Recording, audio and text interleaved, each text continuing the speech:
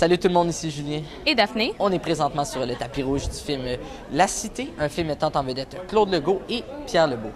Alors, c'est une troisième réalisation pour le jeune réalisateur Kim Nguyen. Sur ce, on vous souhaite la bienvenue à l'émission Accès Média.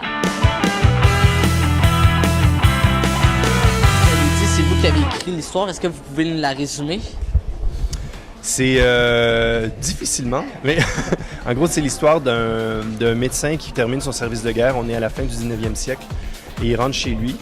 En cours de route, il se retrouve dans une cité coloniale qui est soudainement fermée pour cause d'épidémie. Et dans cette cité coloniale, il y a un peuple ancestral, un peuple berbère qu'on appelle les Érénites.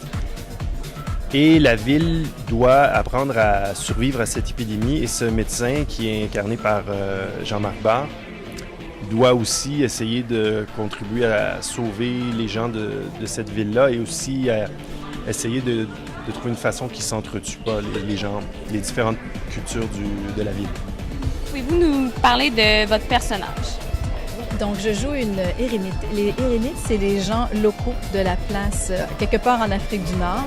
Et c'est une femme forte qui est remplie d'espoir et qui sert un peu de trait d'union entre les deux peuples, donc entre les Érénites et les colons français. Mon Dieu, c'est un capitaine des bataillons d'Afrique, des troupes d'occupation française à la fin du 19e siècle. Son travail, c'est de maintenir l'ordre dans les colonies. Et on sait que, quand le film commence, il y a quand même, ils sont en état de révolte.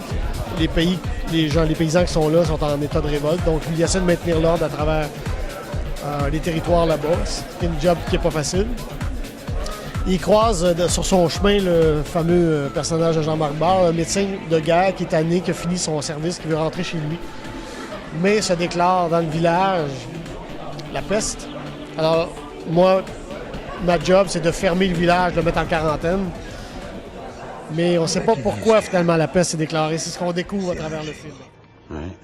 Seulement d'autres prétendent qu'il est complètement cinglé. Une véritable machine à tuer. Sur quoi vous êtes basé pour écrire l'histoire? En fait, c'est toujours la question la plus difficile à répondre, ça, parce que après 7 ans, on ne se rappelle plus exactement ce qui nous a motivés. Mais je pense que c'est un film sur la peur et ce qui crée la peur. C'est une fable. Et c'était à la suite des événements du 11 septembre et en même temps, il y avait la grippe aviaire qui était déclarée en Europe. Et il y avait une espèce de folie collective, de peur collective. Puis je voulais faire une fable qui, un peu comme l'allégorie de la caverne de Platon, parle de comment des écrans nous racontent les choses sans qu'on puisse vraiment vérifier ce qui est vrai et ce qui est faux de ces informations-là et à quel degré c'est vrai ou faux. Est-ce que vous avez trouvé les conditions de tournage difficiles? Parce qu'on sait que vous êtes allé tourner dans un désert tunisien pour faire le film. Difficile, oui et non. Moi, j'aime ça quand c'est compliqué, tu sais. Oui, ça a été plus difficile pour les techniciens, pour les caméramans, pour les monteurs les monteurs électriques. C'est eux autres qui avaient la grosse job, les gens qui faisaient les décors. Tu sais, c'est eux qui se lèvent à 3 h du matin pour aller tout préparer, qui doivent tout ramasser quand la tempête de sable est venue tout casser. C'était tout eux qui ont fait C'est eux qui travaillent le plus fort là-dessus. C'est pas les acteurs. Pour nous autres, c'est pas dur. Tu sais, on est transportés d'une place à l'autre. On est quand même chouchoutés, là, tu sais. Toute personne collaborant avec les Irénites sera accusée de trahison et fusillée sur le champ.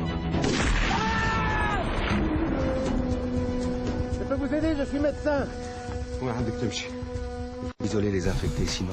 Dans le film, vous avez quand même un accent très européen. Est-ce que c'était difficile de prendre cet accent-là pour le temps du tournage? Non, pas du tout. Ça fait partie de notre métier aussi de porter différents vêtements, de rentrer dans la peau de différents personnages. Et si ça implique avoir un accent, c'est pas quelque chose qui nous semble impossible à faire, là. Surtout que j'avais pas beaucoup de mots. Oui, ça rajoute un coefficient de difficulté quand même assez fort parce que fallait que je parle comme un officier français. Donc, c'est du français très, très, très droit, très phonétiquement propre. Parce qu'on est en 1895, c'est pas du slime parisien ou quoi que ce soit, c'est vraiment carré. Donc, il faut revenir à la vraie phonétique. Puis, finalement, après ce projet-ci, quels sont vos projets futurs? Alors, la vie me réserve des super belles choses pour les prochaines années. J'ai un film qui me tient à cœur, que je travaille sur. C'est une fiction sur les enfants soldats, sur une enfant soldat en fait. Et je fais ça avec Pierre Évin de Item 7. Puis j'ai une adaptation libre des âmes mortes de Gogol, qu'on va peut-être faire en western, mais on est en train d'explorer la bonne façon de faire ce film-là. Alors, c'est ainsi que se termine le tapis rouge du film La Cité. Le film prend d'ailleurs l'affiche le 9 avril prochain et on vous invite à visiter notre site internet au www.jvproduction.com. Sur ce, on se revoit sur une prochaine émission d'Accès Média.